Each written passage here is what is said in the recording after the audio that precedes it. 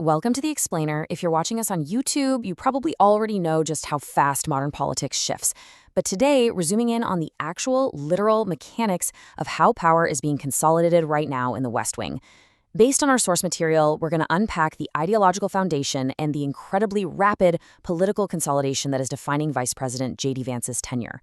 So let's jump right in and see how this unique blend of philosophy, faith, and straight-up pragmatism is building a totally new political coalition. How did a single tragedy reshape the future of an entire political movement? Well, to understand the administration's current coalition, we literally have to start with a highly specific catalyst that just accelerated everything. Movements don't happen in a vacuum, right? They usually pivot on one defining moment. And for the new right, our sources point to the tragic assassination of conservative activist Charlie Kirk. Section 1. The Catalyst. A turning point in Utah. Let's map out the objective law enforcement facts here. It's wild how a 22-year-old lone gunman drastically altered the American political landscape in just a few hours. The suspect, Tyler James Robinson, arrived on the UVU campus in the morning, eventually made his way onto the roof of the Luzy Center, and tragically ended Kirk's life. According to both the FBI and local prosecutors, this was absolutely a targeted attack, but it was carried out by a lone individual.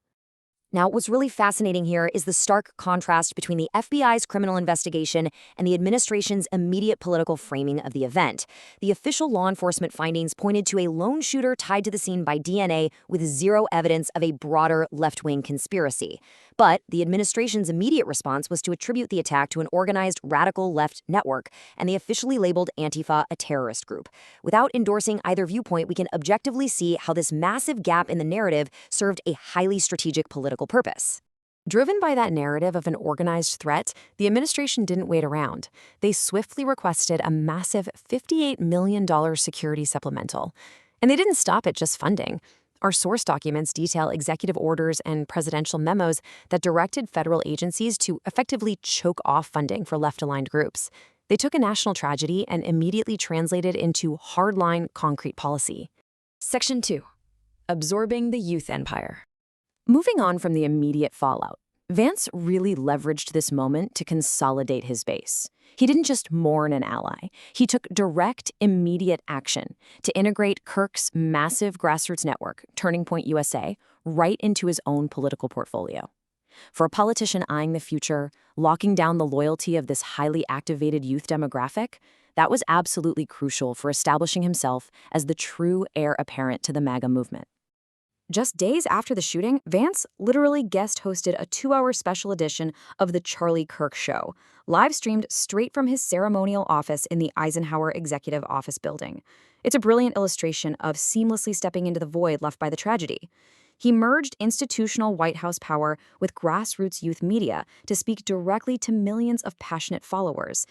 By taking these incredibly swift, decisive steps, like flying Air Force Two to escort Kirk's casket, encouraging listeners to report disparaging remarks to their employers, and rapidly securing a 2028 presidential endorsement from Kirk's widow, Erica, Vance essentially transformed a national tragedy into a protective vanguard for his own political future.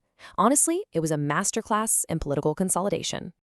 Section 3. The Catholic MAGA Contradiction. But, as you can imagine, building a coalition this massive isn't simple. It means juggling some really deep ideological tensions. Our sources show a profound intellectual pivot happening inside the West Wing.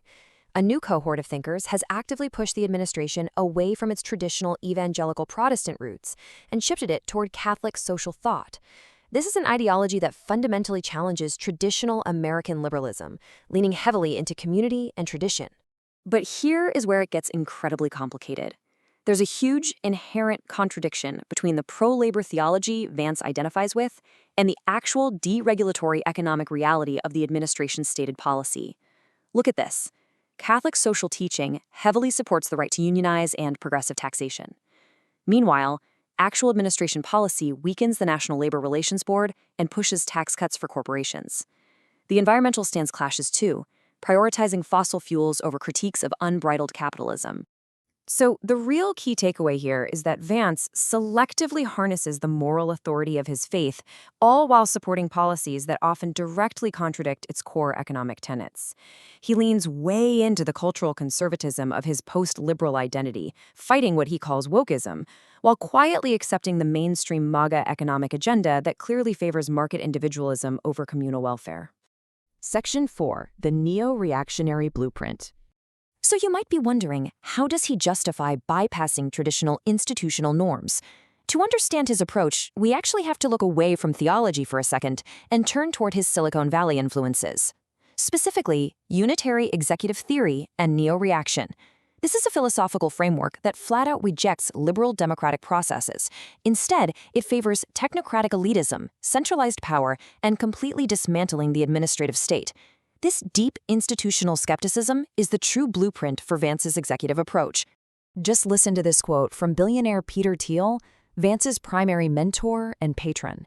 In 2009, he said, "I no longer believe that freedom and democracy are compatible." Wow.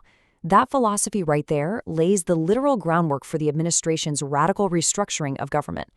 It provided Vance with a framework that views democratic bureaucracy as just a roadblock to progress.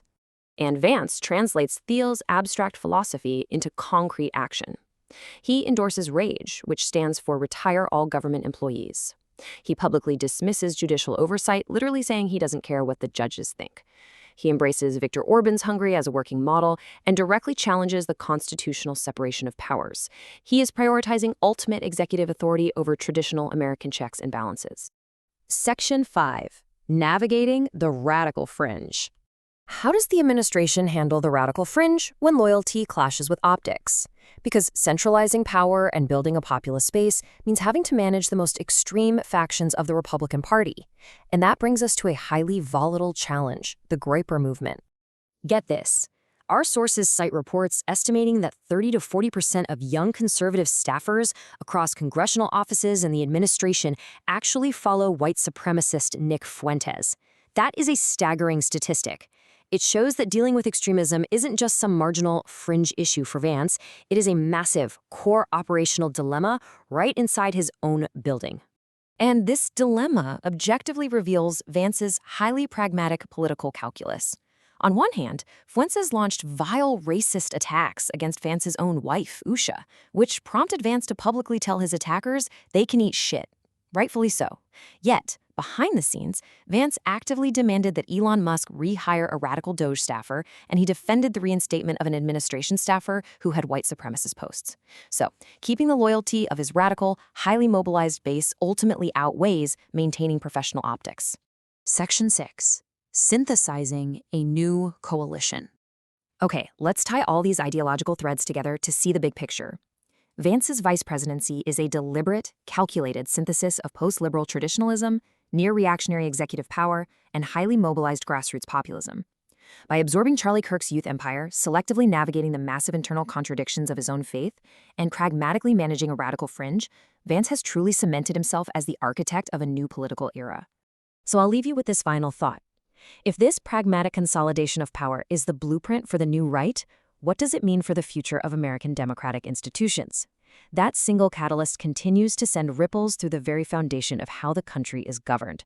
The blueprint is drawn, power is being consolidated, and things are shifting right before our eyes. Thanks so much for tuning into this explainer. Make sure to subscribe on YouTube, and we'll see you in the next deep dive.